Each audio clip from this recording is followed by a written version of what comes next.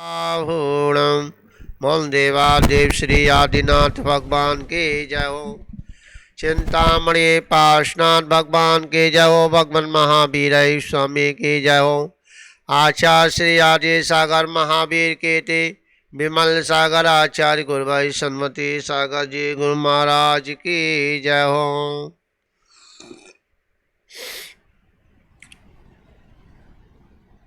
देखिए, वैराग्य दुख का कारण नहीं, मोक्ष मार्ग सुख का मार्ग है। धर्म दुख का मार्ग नहीं हुआ करता। यह बात अलग है कि यह जीव अनादि काल से जिस संस्कार में रहा है, क्या जिस व्यवस्था में यह जीवन व्यतीत कर रहा है, उसे भय लगता हो। जैसे पहले मैं एक दृष्टांत देकर के फिर आगे बात इस कथा को बढ़ाऊंगा। एक चींटी पंसारी की दुकान पर रहती थी और जो है उसकी जो भाईली थी उससे बिछड़ गई थी। वह एक हलवाई की दुकान पे जाकर के रहने लगी। उसने हलवाई की दुकान पर परिवार बसा लिया और उसने एक पंसारी की दुकान पर जाकर के जहाँ परचूनी मिलती है वहाँ पर उसने घर बसा लिया और वह बड़े मस्ती से दोनों ही लोग रहने लगे।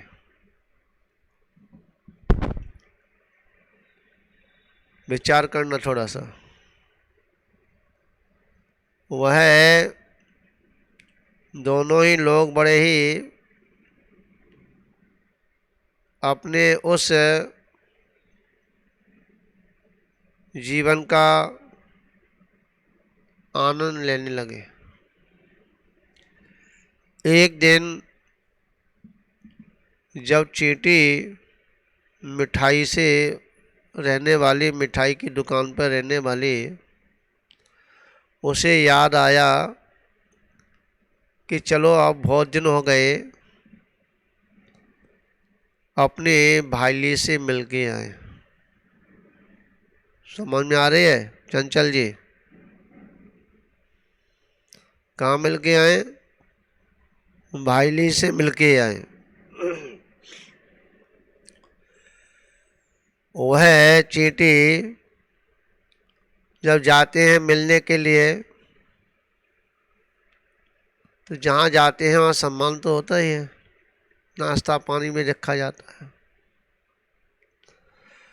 तो बढ़िया बढ़िया नमकीन, काजू, तले हुए, समझ में आया?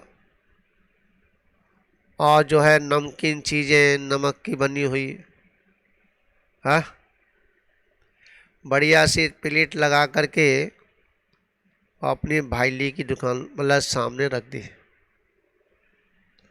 वो मुंह बनाने लगे, क्या खाती है तो?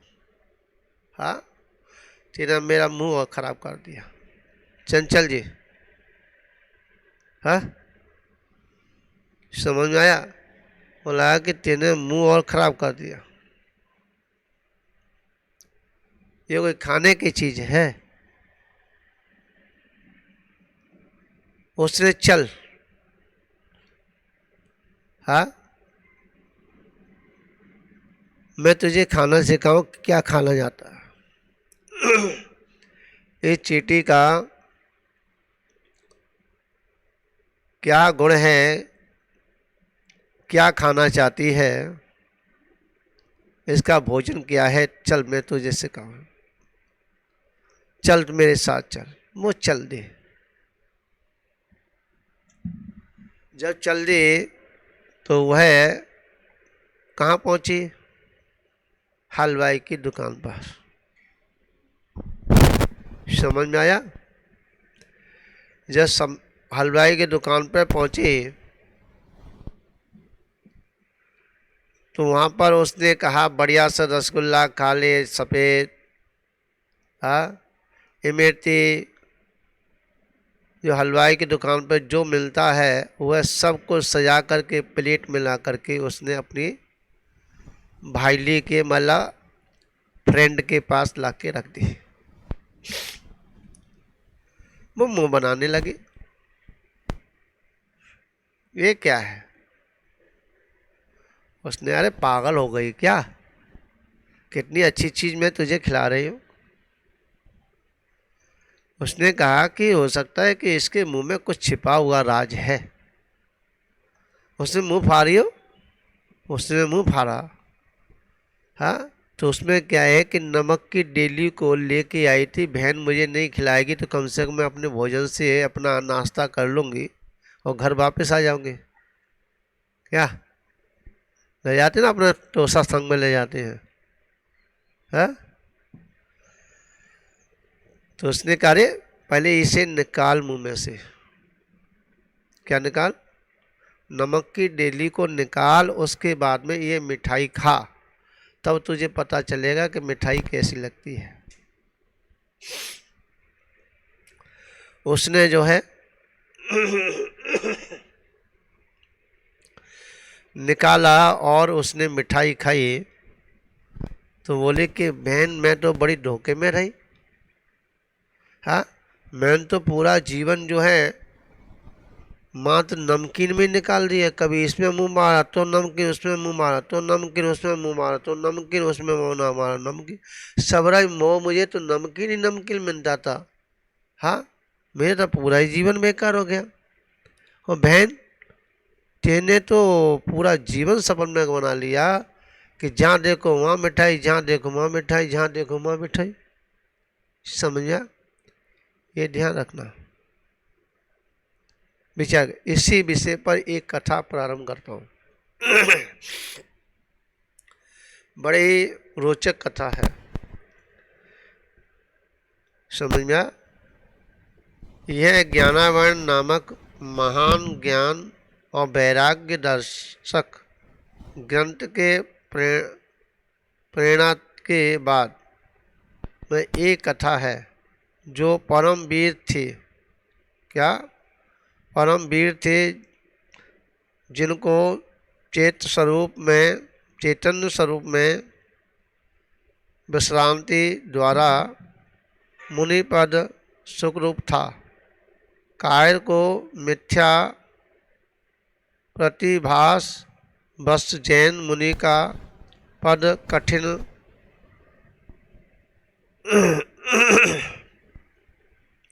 दुखदाता भाषित होता है।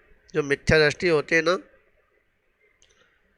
उन्हें यह धर्म जो है दुखदायक दिखता है। इसमें बहुत बड़ा दुख है। क्या है? दुख का एहसास उनको होता है, किंतु अच्छे अनंत सुख स्वरूप मोक्ष एवं मोक्ष मार्ग कभी भी दुख रूप एवं दुखदाता नहीं हो सकता। क्या कहा? ये तो परम आनंद में है और यह मोक्ष मार्ग दुख रूप एवं दुखदाता नहीं हो सकता। वैराग्य कई प्रकार के होते हैं। सुनिए, वैराग्य कई प्रकार के होते हैं। राग गर्वित, द्वेष गर्वित, मोह दुख गर्वित और नित्य भूतार्थ ज्ञायक स्वभाव मिश्रित ज्ञान गर्वित। ज्ञान गर्वित वैराग्य को हमारा नित्य नमस्कार हो। क्या कहा? क्योंकि जो राग द्वेष से जो लिप्त हैं उनको भी अंदर वैराग्य है, समझा। जो द्वेष से लिप्त हैं उनको भी वैराग्य है, मोह दुख से जो गर्वित हैं उनको भी ये वैराग्य है, क्योंकि इन लोगों को धर्म से वैराग्य होता है। किससे? धर्म से वैराग्य होता है, धर्म से अरुचि रहती है। ये भी तो वैराग्य है, जिसमें अरुचि हो ये वैराग्य। समझ में आया नहीं आया? हाँ संचल जी, समझ में आ रही है? हाँ तो परंतु यह वैराग्य नमस्कार योग्य नहीं है। समझ में आया?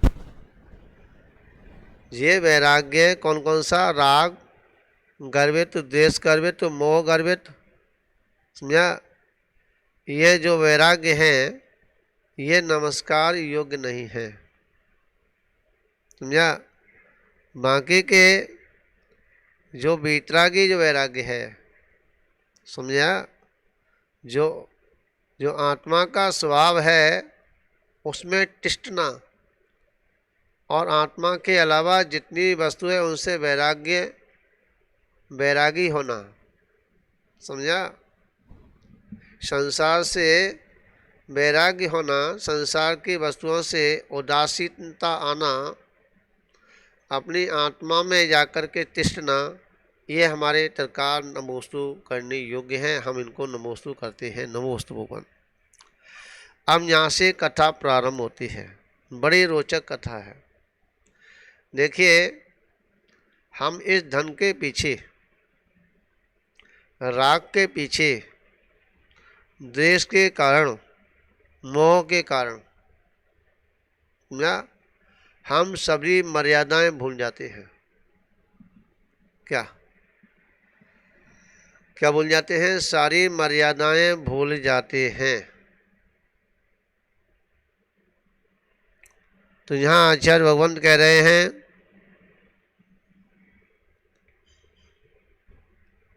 कि अब यहाँ से, यहाँ ऐसे ही ज्ञान गर्भित वैराग्य संपन्न महा मुनिराज शुभचंद्राचार्य के संक्षिप्त कथा का वर्णन करते हैं। यहाँ जो है शुभचंद्राचार्य जी की यहाँ कथा प्रारंभ होती है। वह दो भाई थे। कितने भाई थे? दो भाई थे। शुभचंद्र बड़े भाई थे और भर्तेश्वरी, भर्तहरि,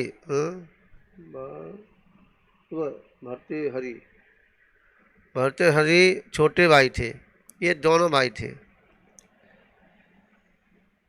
हाँ, वर्णन करते हैं। वह दो भाई थे, शुभचंद्र बड़े भाई और भर्तेश्वरी छोटे भाई।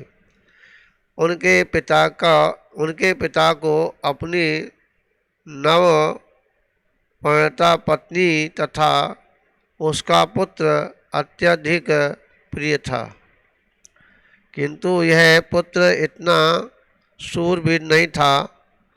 फिर भी उनकी इच्छा उसी पुत्र को राज्य देकर रानी को संतुष्ट करने की थी, समझा। जो राजा था, जो शुभचंद्र जो थे, उनके पिताजी, उनके जो राजा थे, उन्होंने नई शादी की थी। क्या? नई पत्नी थी। उनसे एक पुत्र पैदा हुआ था, परंतु वह योग्य नहीं था। फिर भी मोह बस, राग बस, स्नेह बस, पत्नी के बस, और उसने ये कहा कि मैं तुम्हारे बच्चे को राज दूंगा, और राजगद्दी पर तुम्हारा ही बेटा बैठेगा। इस कारण वह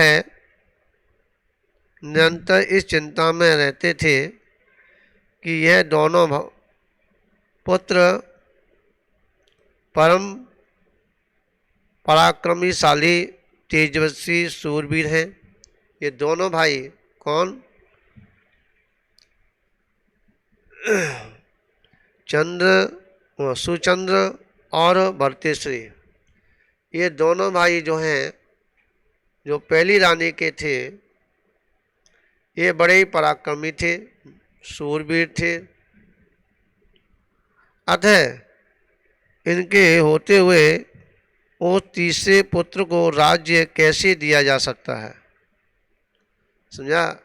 जब पहली रानी का पुत्र मौजूद हैं, पराक्रमी हैं, योग्य हैं, तो उनके होते हुए तीसरे पुत्र को राज कैसे दिया जाए?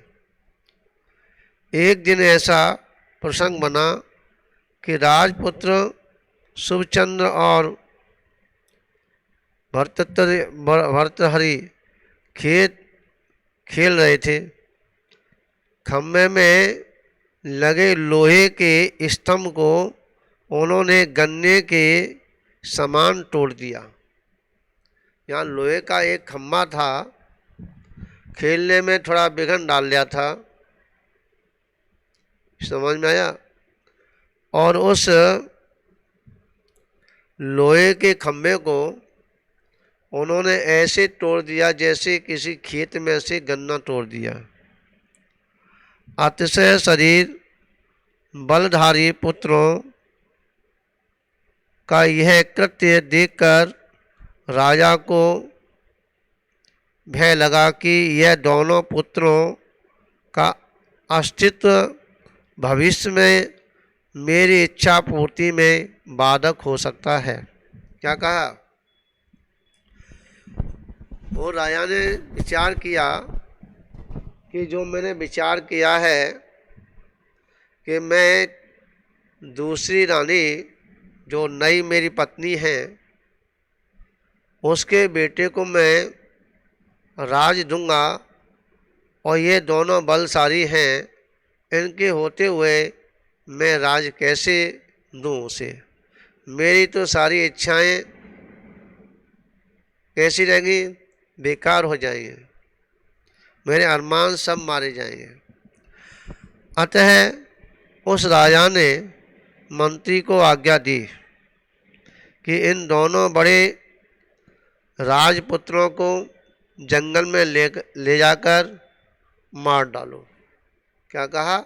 देखिए, मात्र नेक उस राग के कारण, समझा, प्रेम के कारण, स्नेह के कारण, और अपने बड़ी रानी के पुत्रों को मरवाने के लिए मंत्री से कह दिया इन्हें ले जाओ और इनको जंगल में मार करके आओ। मंत्री ने राजा को बहुत समझाया, परंतु राजा ने मंत्री की कोई बात नहीं मानी और कहा कि राज्य की नीति में ऐसा ही होता है। क्या कहा? राज्य की राजनीति में ऐसा ही होता है, इसमें कोई बेटा नहीं, कोई भाई नहीं, कोई बाप नहीं, समझा? जहाँ दाव पीछ लगे बस उसे करो। क्या आया चंचल जी? क्या कह दिया? दाव पीछ लगे वह करो। मंत्री इस अनुचित बात को मन में धिक्कारते हुए बड़े दुखी होकर राजपुत्रों को संसार की विषमता समझाते हुए, संसार की स्थिति को समझाते हुए, वह जो है मंत्री कि हे भैया, आप तो बड़े समझदार एवं सूरवीर हैं, क्या कहा? मंत्रियों ने कहा कि हे भैया रिया जी, हे भैया आप तो बड़े ही सूरवीर हैं, समझदार हैं, किंतु धिक्कार है इस मोह को। इस मोह के कारण आपके पिता आपकी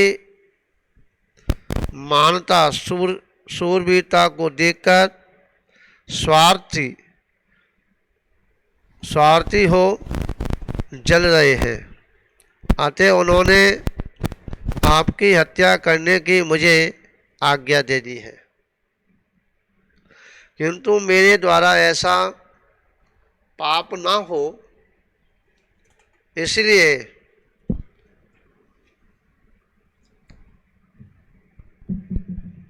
अतः आप शीघ्र कहीं दूर चले जाओ और गुप्त भेष में ही रहना। संसार की विषमता का अनुभव करते ही दोनों भाइयों को वैराग्य हो गया। क्या हो गया? जब देखा दोनों भाइयों ने कि संसार की स्थिति क्या है, दोनों को वैराग्य हो गया। दोनों भाई अपनी अपनी रुचि के अनुसार, क्योंकि वैराग्य तो हुआ पर दोनों की रुचि अलग अलग होती है, अपनी अपनी रुचि के अनुसार सुख की शोध खोज में अलग अलग निकल पड़े। दोनों भाई जो है अलग अलग निकल पड़े। जहाँ हमको समझा सुख मिले, शुभ चंद्र को तो लोकोत्तर और पवित्र संयमित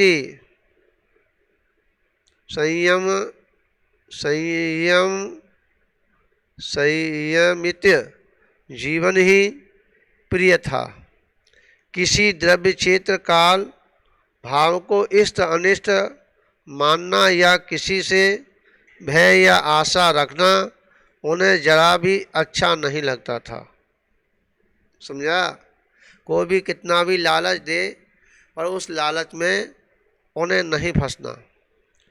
वह तो निरंतर नित्य निरंजन ज्ञान में निज स्वरूप के आदर आशय चिंतन सहित सोचते जा रहे थे, चलते जा रहे थे और आत्मा के बारे में सोचते जा रहे थे। वह अपने त्रिकालिक तत्व को ही दृष्टिपथ में रखकर संसार की विषमता अष्टता जानकर संसार से उदास और मोक्ष स्वरूप सच्चे सुख के अभिलाषी एकत्व विभक्त निज आत्मा को ही मंगल उत्तम और शरणभूत मानते थे।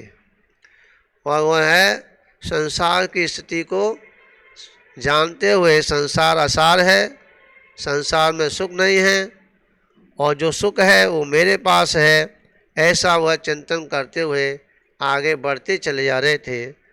अंतरंग बहिरंग परिग्रह से रहित जैन मुनियों में तो भेद विज्ञान की प्रवीणता से प्राप्त नित्य ज्ञानानंदमयी अंतरंग में प्रकट अति सूक्ष्म चैतन्य स्वभाव के अवलंबन से जितेंद्रिय और अतीन्द्रिय आत्मिक सुख ही होता है।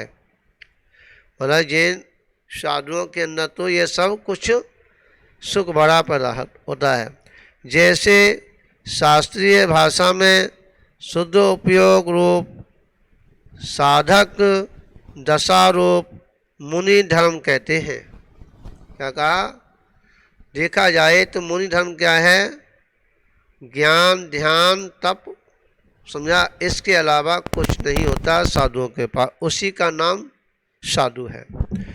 स्वयंभू अपने आत्मा इस प्रकार सच्चे सुख के शोधक शुभ चंद्र की निज शक्ति के बल से इतनी तैयारी हो चुकी थी कि उन्होंने यथा जात रूप धर जिन मुद्राधारी निष्प्रह निज मुनि को पा लिया।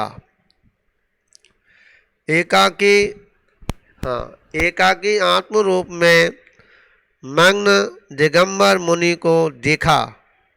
समझा, आंख बंद करके और अपने को क्या देखा? दिगंबर मुनि रूप में देखा। तो हृदय गदगद आनंद विभोर हो गया। जब अपनी समाइक में बैठे और उन्होंने आंख बंद करके क्या, जैसे बच्चे का जन्म होता है उस नग्न अवस्था में अपने उस रूप को देखा और उसको देख करके गदगद हो गए। धन्य है जैसे तृष्णातु को पवित्र जल की प्राप्ति मोती बनने योग्य शिव को स्वास्थ्य नक्षत्र में जल अवस्था मिल गई हो, उसी प्रकार शुभ चंद्र को एक निर्जंतु स्थान पर ध्यान मुद्रा में स्थित वासना विजयी तत्वज्ञानी और विवेक मूर्ति जैन साधु मिल गए, जिनका नाम था वंदनीय सुत सागर। उनको जो है जैसा अगर हम चाहेंगे वो हमको ढूंढने से मिल जाता है, ये बात परम सत्य है। देखिए, ज्वारी को ज्वारी मिल जाता है, चोर को चोर मिल जाता है, सेठ को सेठ मिल जाते हैं, समझा। और दूल्हे को पत्नी मिल जाती है, दुल्हन को पति मिल जाता है। समझ में आया नहीं आया? जहाँ जैसा मांगो वैसा मिल जाता है। वैसे ही उन्होंने जब अपने स्वरूप को देखा, जब उन्होंने अपनी आँखों को बंद करके नव शिशु की तुलना अपने शरीर में उस वीतरागता को देखा, तो उन्हें आगे चल के क्या हुआ, उनको दिगंबर संत भी मिल गए।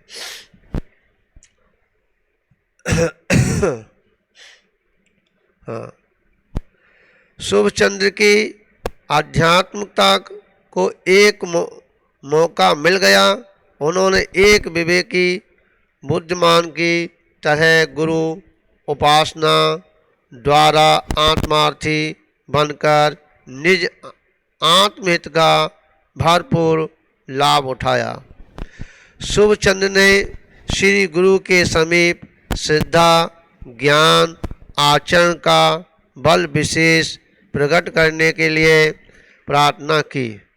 भगवान, मुझे सब विषमताओं को नष्ट करने वाले निर्घंत मुनि दीक्षा देने का अनुग्रह कीजिए। क्या कहा कि हे स्वामी, संसार की जो परिस्थितियां हैं इनको दूर करने के लिए मुझे दिगंबरी दीक्षा दीजिए। फिर थोड़े ही समय में शुभचंद्र राजपुत्र ने रहकर परम शांत वैराग्य पंडित निरृप्त निर्घंट साधु परमेश्वरी की श्रेणी में जा बैठे। उन्होंने इतनी बड़ी तपस्या की कि वह बड़े बड़े साधुओं के बीच में जा कर के बैठना प्रारंभ कर दिया। बस अब अखंड ज्ञान चेतना के स्वामित्व उपरांत स्वरूप में विश्रांति रूप विशेष स्वरूपाचरण चारित्र के धारक हमारे आराध्य योगी राज शुभचंद्र अखंड प्रतापवत ज्ञान वैराग्य में उज्ज्वल आराधना में लवलीन रहते उन्हें कितने ही रिद्धि सिद्धियां प्राप्त हो गई, परंतु उन्होंने उन रिद्धियों का कभी उपयोग नहीं किया। रिद्धि सिद्धि दासी हो रही। ब्रह्मानंद हृदय न समाये, जीवन धन्य उन्हीं का प्रतिबंध रहित मुनिराज हैं। नहीं कायर का काम जीवन धन्य उन्हीं का। इस प्रकार शुभचंद्र जी तो अब स्वरूप संपदा से संपन्न रिद्धि धारक दिगंबर जैन मुनि थे। कौन थे? रिद्धि धारक जैन मुनि थे। भर्तहरि जिसको अनित्य मोह गर्वित वैराग्य था, वैराग्य तो था, परंतु क्या वैराग्य था? मोह गर्वित वैराग्य था। वह दुनिया के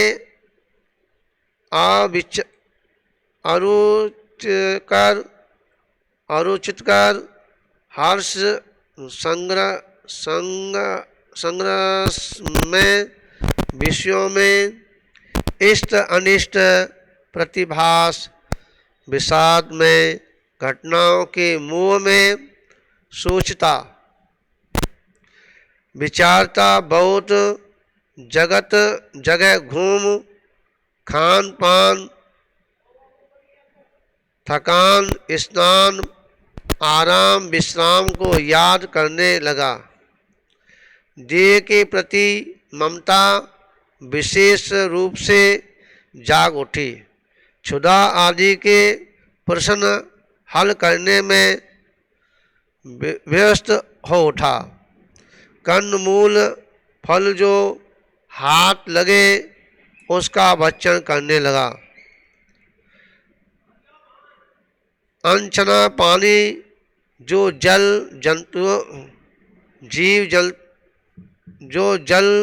जंतुओं से परिपूर्ण होता है पीने लगा।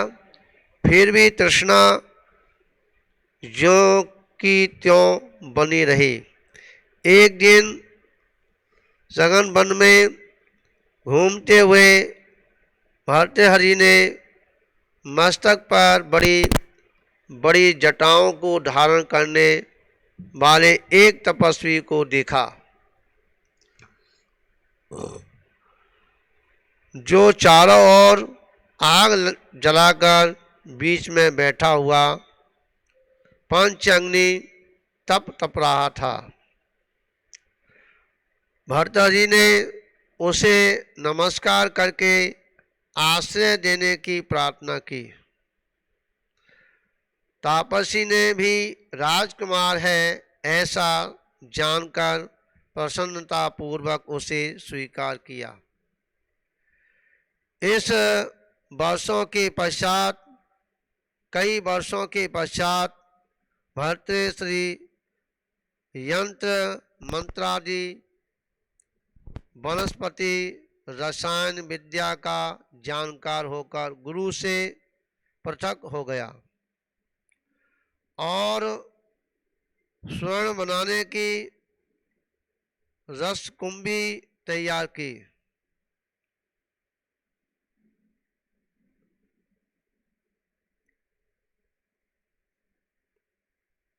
जनदर्शन के लिए भक्त समाज जुट गया। एक दिन अपने भ्राता श्री शुभचंद्र की याद आई तो उनकी खोज करने के लिए अपने शिष्यों को भेजा। बहुत खोज के पश्चात समाचार आया कि भैया तो नग्न दिगंबर ही हैं, घोर दरिद्रता दिख रही है, वस्त्र का टुकड़ा भी नहीं है, भोजन के भी कोई साधन नहीं है, भक्तगण भी उनकी व्यवस्था में नहीं है।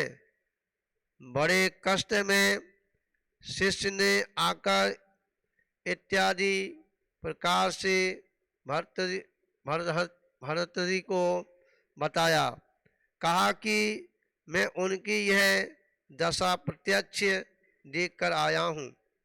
देखो, संयोग में, निमित्त में, एकत्व बुद्धि से जीव देह और आत्मा को एक मान रहे हैं।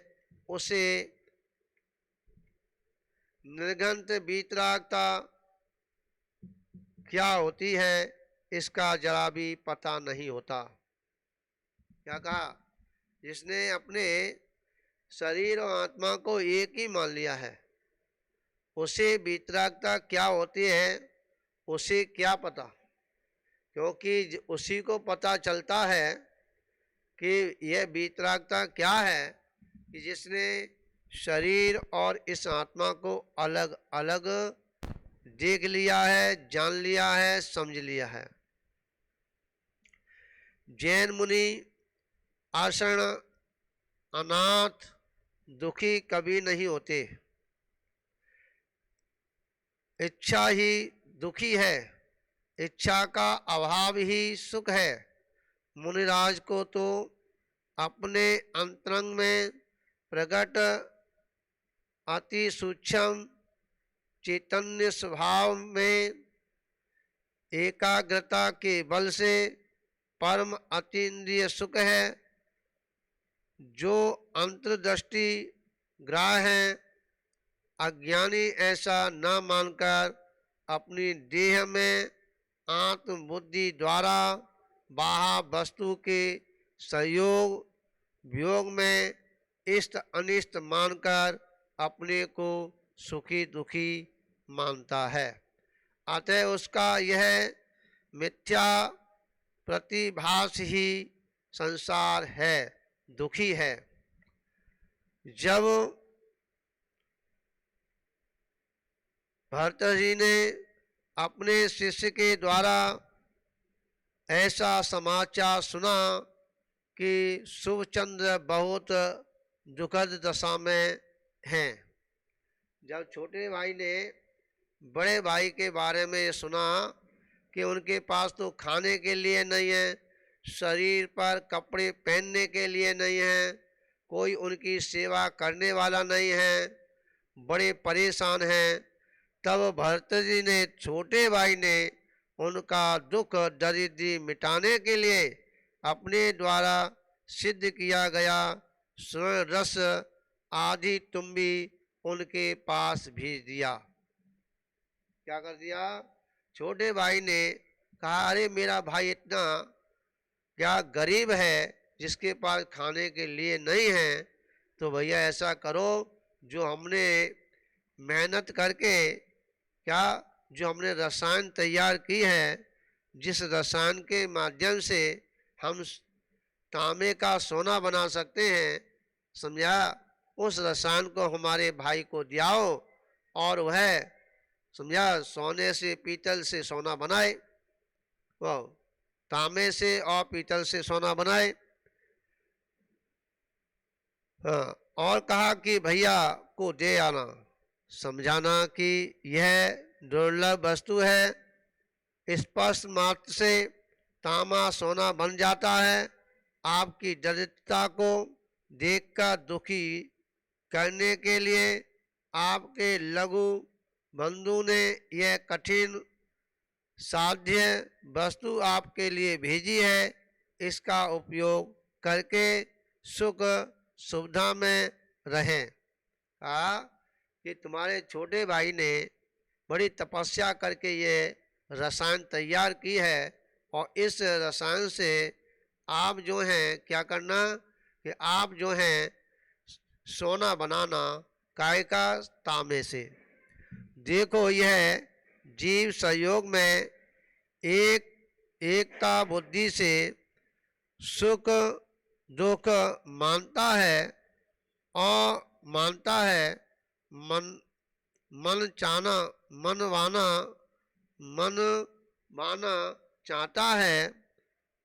चाहता है, सबको अपनी देहासित ममता दृष्टि से देखता है। वह मिथ्या प्रतिभास ही समझे बड़ा पाप है, दुख है, संसार है। जो निरंतर आत्मिक सुख में तृप्त है, सुखी ही है।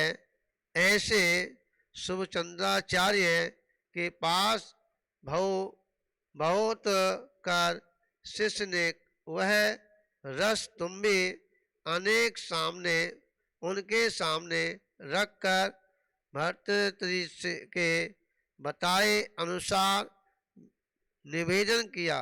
उन्होंने उसे उपेक्षा बुद्धि से देखा और जवाब दिया कि इसे पत्थर पर पटक दो। शिष्य दुविधा में पड़ गया। अरे कितनी वनस्पति धातुओं का कष्ट साध्य रस पत्थर पर कैसे पटका जाए। शुभचंद्र ने फिर कहा, त्याग की वस्तु के प्रति इतना ममत्व क्या। भाई इसका ममत्व क्यों करें, इसको भाई जल्दी फेंको, समझा, पटक दो।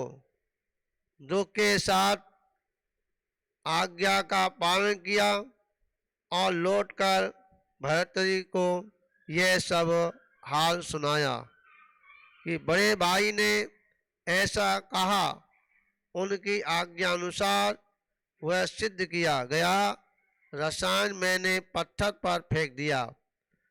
भर्तृहरि को जितना मोह अपने शरीर के प्रति था, उतना ही मोह स्वर्ण बुद्धि रस के ऊपर था। समाचार सुनकर सन्न हो गया। हृदय में बहुत बड़ा आघात रूप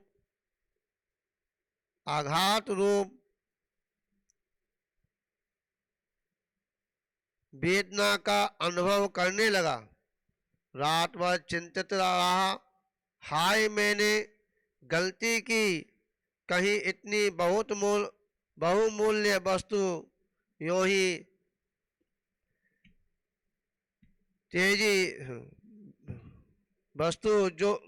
वस्तु यूं भेजी जाती है। अब मैं स्वयं ही जाकर उन्हें समझाऊंगा, उन्हें ऐसी भूल नहीं होने दूंगा इत्यादि संकल्प विकल्प रूप और ध्यान करता रहा और सोचता रहा कि हो सकता है कि शिष्य ने मेरे जैसे कोई दुर्लभ रसायन रस की ठीक महानता की न बताई हो। इस प्रकार अनेक चिंताओं में चिंतित हो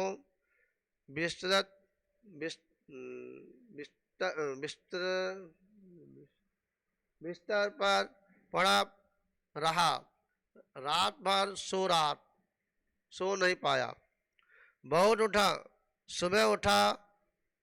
सुबह उठा अपनी इच्छा पूर्ति हेतु जो आदि रसायन कुंभी स्वयं के लिए बचा कर रखी थी, उसे लेकर चल पड़ा भैया को देखने के लिए।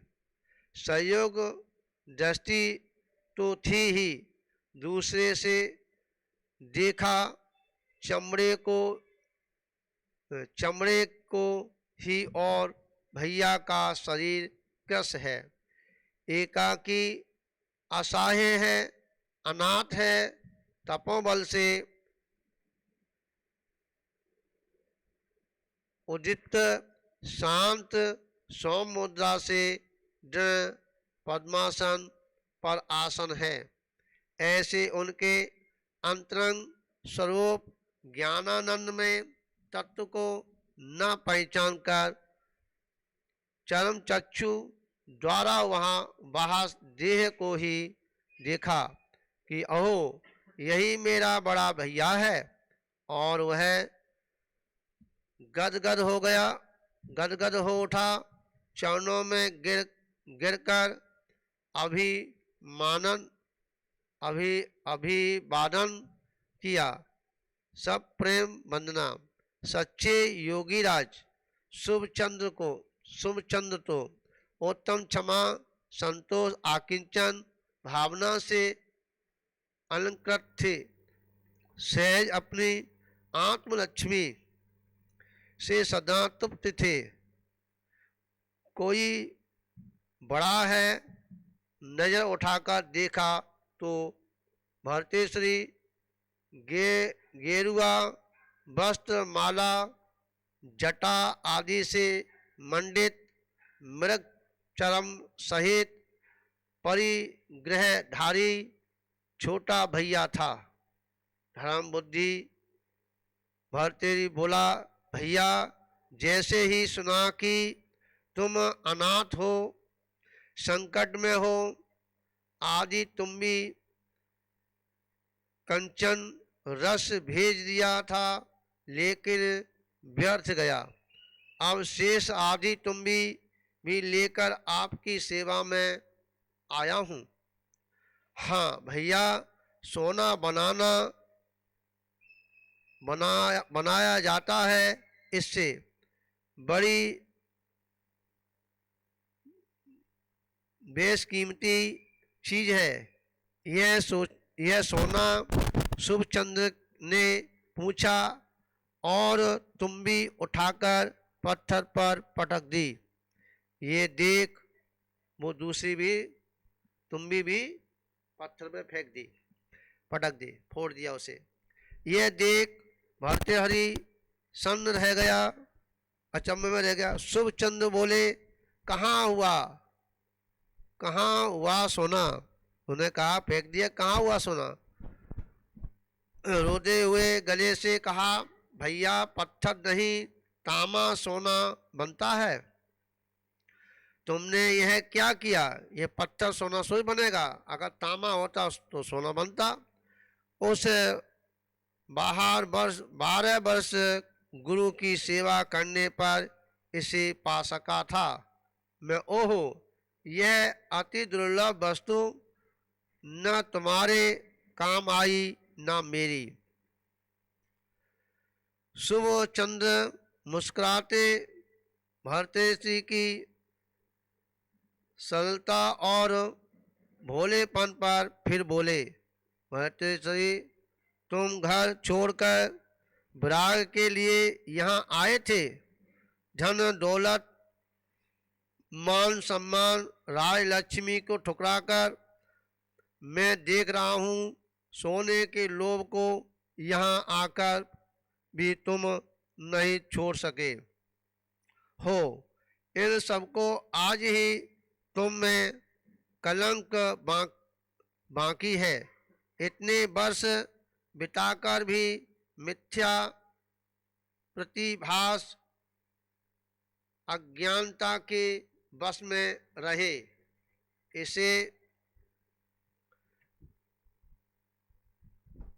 इसे वीतराग नहीं, दंभ कहते हैं। भोले प्राणी धर्म के नाम पर अनंत भव में ऐसे कई ढोंग कर चुके। पवित्र होने का उपाय अपूर्ण है। जैसे सूर्य सदा प्रकाश में है, प्रकाश में ही है, वह कभी भी अंधकार का ग्रहण या त्याग कर सकता है? नहीं। इसी प्रकार ये आत्मा चाहे अशुद्ध रूप परिणाम में या शुद्ध रूप, किंतु पर द्रव्य को किसी भी प्रकार का ग्रह का त्याग नहीं कर सकता। हाँ, रागी जीव अपनी अपनी भूमिका के अनुसार ये न करना ऐसा राग भाव अवश्य करता रहता है। हे परंतु यदि वह चाहे तो अपने नेत्रकालिक निर्मल पूर्ण विज्ञान घन स्वतत्व के आलम्बन के बल से द्वारा भेद विज्ञान की प्रेरणा रूप स्वमुख्य ज्ञाता बनकर अपूर्ण ध्येय को धारण कर सकता है। स्वाधीनता को छोड़ पराधीनता मोल लेना कहाँ तक ठीक है? प्रथम तो सबसे बड़ा पाप मिथ्या है और सर्वज्ञ भीतरा कठिन तत्वार्थों का और निज रूप को विपरीतता रहित और भाव भाषण सहित जानना ही तत्व विचार के उद्धम रूप प्रथम नंबर का धर्म है। नंबर का धर्म है। वीतरागता रूप चारित्र धर्म ऊंचे नंबर का धर्म है, जो सम्य दर्शन के पश्चात ही हो सकता है। कुछ समझे भर्तृहरि टकटकी लगाकर सुन रहा था। उसे यह सब बातें अपूर्ण और सच्चे सुख को देने वाली भाषित तो हो रही थी, परंतु अभी भी मन में दुविधा दुख दूर नहीं हुआ। सुखचंद्र आगे बोले, भर्तृहरि यदि आपको श्रवण की ही चाह है तो लो, कितना सोना चाहते हो? विशाल पर्वत पर अपनी चरण रज उठाकर फेंक दी। आशीष तपोबल की पवित्रता और पुण्य की अचित्य शक्ति, वह संपूर्ण पर्वत शिलाखंड सोना बन गया। भर्तृहरि आंखें फाड़ देखता भर रहा था, रह गया। अचित हृदय भर आया। उसका भैया की सम्यक रतंत्र रूप तपस्या ने मोह लिया। उसे पैरों में गिरकर बोला, मुझे डूबने को उबारिए महाराज, मैं अपने को आपके चरण रज में अर्पण करता हूँ। ये देखिए, आपने ये कथा को सुना। ये कथा के मर्म से समझने से यह है कि दो भाई थे, ठीक है, और एक ने जो है जैनेश्वरी दीक्षा को धारण किया और एक ने जो है सनातन धर्म के जो जटाधारी जो साधु होते हैं उनको धारण किया। और जो जटाधारी जो साधु थे उन्होंने सोने बनाने की विद्या को सीख लिया। और जो है वह जो दिगंबर साधु बना शुभचंद्र जो मुनि थे, उन्होंने तपस्या के माध्यम से अपना कल्याण किया। और फिर आगे चल के वो छोटा भाई भी, उसने भी दिगंबर दीक्षा को धारण करके और दोनों ने अपना कल्याण किया। इसी मंगल भावना के साथ विराम लेता हूँ। भगवान महावीर स्वामी की जय हो।